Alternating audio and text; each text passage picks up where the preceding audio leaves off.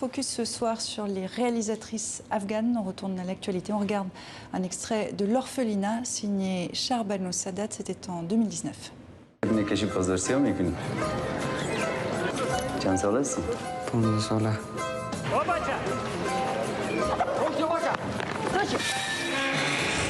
نام خطرت الله شاگرد نو از صنفیتان است و در سامرایش کمک کنید.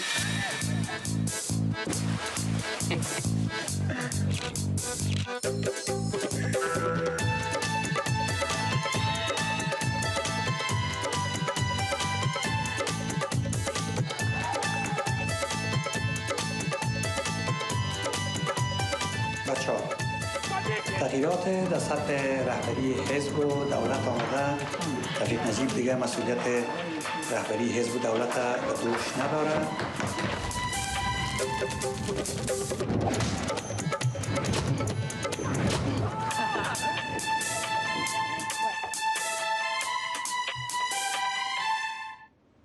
Bonsoir Pascal. Bonsoir. Aujourd'hui avec les talibans à Kaboul, ces réalisatrices afghanes ne pourraient sans doute pas faire ce film ou d'autres films? Sans doute pas, sûrement pas. Vous le savez, les talibans ont une lecture fondamentaliste du Coran et de l'islam et ils détestent le cinéma. C'est interdit pour eux.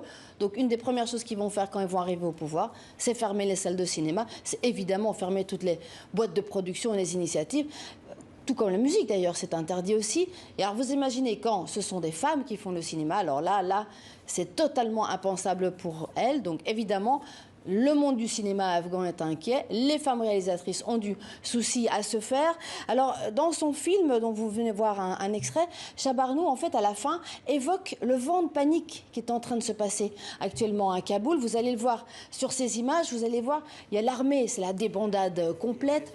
On décroche les portraits qui sont compromettants. On brûle les livres et les papiers qui sont compromettants et donc dangereux pour les personnes. Alors là, à ce moment-là, évidemment, c'était en 1989, à la chute du régime pro-communiste. C'était encore bien pire en 1996, à l'arrivée des talibans à Kaboul, qui ont été, comme on l'a rappelé dans ce JT, chassés en 2001 par la communauté internationale. Donc entre 2001 et 2021, il y a eu un vent de liberté qui a permis à ces jeunes réalisateurs afghans et jeunes réalisatrices de s'exprimer, de faire des films. Évidemment, ce ne sera plus le cas. Alors nous avions rencontré Shahbano Sadat à Paris à l'occasion de la promotion de son film, de la sortie de son film en 2019, et je vous propose de regarder ce portrait.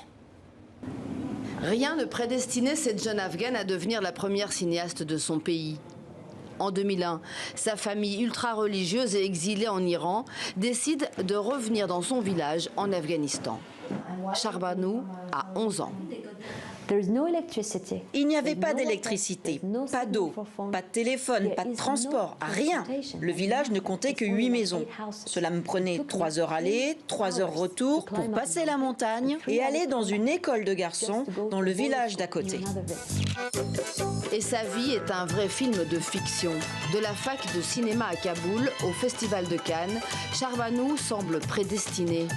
À 29 ans, elle en est à son 2e long métrage. Fascinée par la période soviétique, elle raconte sans cliché une période peu explorée par le cinéma afghan. Les années 80, c'est l'âge d'or de l'Afghanistan.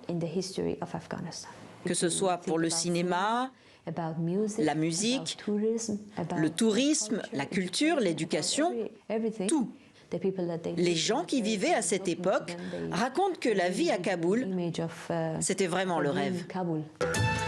Le rêve, décrit par la réalisatrice, prend fin en 1989 avec la chute du régime communiste afghan, le départ des troupes russes et l'arrivée des Moudjahidines à Kaboul.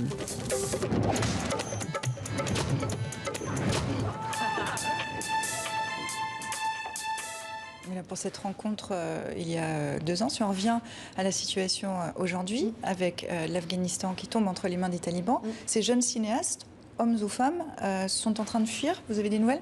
Ils sont en train de fuir. Alors Shahbano, je n'ai pas réussi à la joindre, mais par contre, vous allez le voir, il y a un document rare qu'on va montrer tout de suite.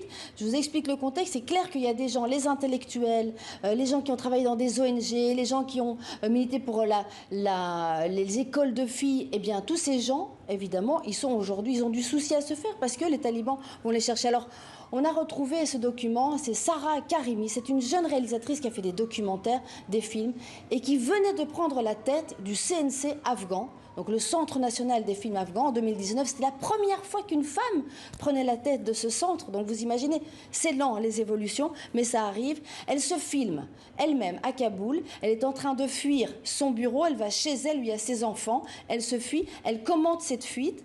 Elle poste cette vidéo sur Facebook. Vous allez le voir, c'est extrêmement effrayant parce qu'il y a des gens qui se moquent d'elle et qui se disent « Mais qu'est-ce que tu fais ?» Vous allez voir, on a traduit cette vidéo. Regardez.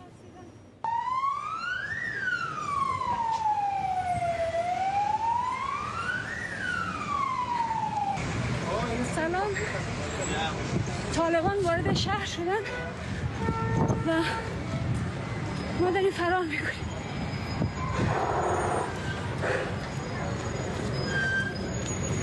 مردم همه ترسیدن